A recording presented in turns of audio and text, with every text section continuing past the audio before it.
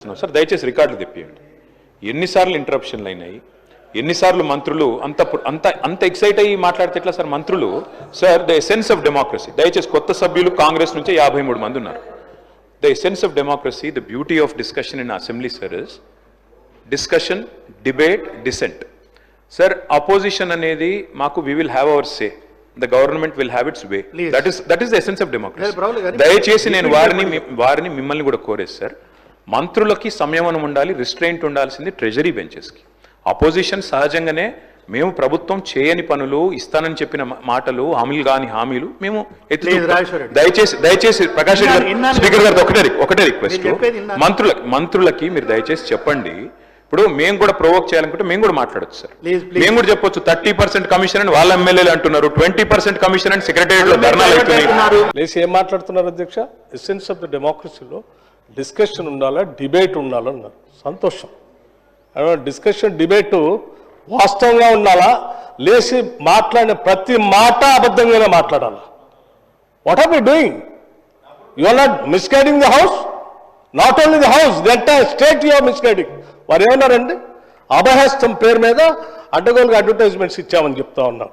Civil service students కోసం మన రాష్ట్రం నుంచి పోతున్నటువంటి విద్యార్థులకి, పేద మధ్యతరగతి బడుగు బలహీన వర్గాలకు సంబంధించిన విద్యార్థులకి, ఇంక్లూడింగ్ ఈడబ్ల్యూఎస్ స్టూడెంట్స్ కూడా, ఎవరైనా ఈ రాష్ట్రం నుంచి భారతదేశంలో నడుపుతున్నటువంటి యూపీఎస్సీ ఎగ్జామ్ కోసం డబ్బులు లేకుండా ఇబ్బంది పడతా ఉంటే వాళ్ళకు కొంచెం ప్రోత్సహిద్దామని చెప్పి మేము ప్రిలిమినరీ పాస్ అయినటువంటి వాళ్ళందరికీ, ప్రతి అభ్యర్థి ఎవరు అప్లై చేసుకుంటే వాళ్ళందరూ ₹1,00,000 ఇద్దామని చెప్పాం.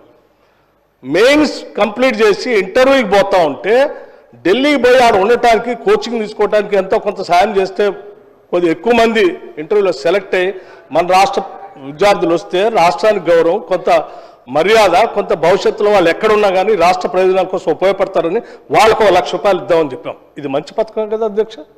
Is there anything wrong in this? In the interest of the స్టేటే కదా చేసిన దానికి మీరు 4 కోట్లు చేశారు, 40 కోట్లు అడ్వర్టైజ్మెంట్ చేసుకున్నారు. నేను అడుగుతా ఉన్నాను పల్లా రాజేశ్వర రెడ్డి గారిని, అడ్వర్టైజ్మెంట్ మీరు చూసారా?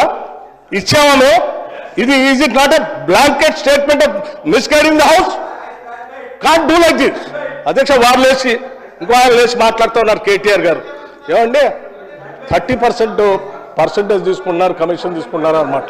ఎవరండి 40,000 కోట్ల రూపాయలు పనులు చేపించి బిల్లులు ఇవ్వకుండా రాష్ట్రం మీద 1,00,000 కోట్ల పైబడి అప్పులు చేసి మీరు పోతే వాళ్ళందరూ బిల్లులు రాక నానా బాధపడుతూ రాష్ట్రం కోసం అటు తిరిగి ఇటు తిరిగి సెకండరీ చుట్టూ తిరిగి నానా బాధపడుతున్నారు.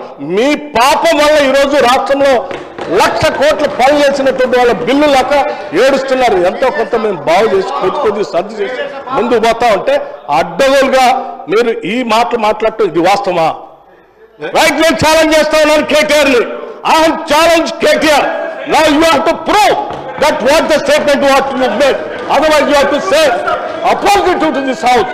He has to make a statement. అధ్యక్ష, నేను అడుగుతా ఉన్నాను, ఇది మీరు ప్రూవ్ చేయకపోతే ఈ సభకి క్షమాపణ చెప్పాలి, ఈ రాష్ట్ర ప్రజలకు కూడా క్షమాపణ చెప్పాలి. ఈ రకంగా మైక్ దొరికింది కదా అని అడ్డగోలుగా ప్రభుత్వం మీద బ్లాంకెట్ గా ఈ రకమైన స్టేట్మెంట్ ఇస్తే ఇట్ ఈస్ నాట్ కరెక్ట్. అధ్యక్ష, గౌరవ సభ్యుడు దీని మీద తిరిగి సమాధానం చెప్పాలి, క్షమాపణ కూడా చెప్పాలి.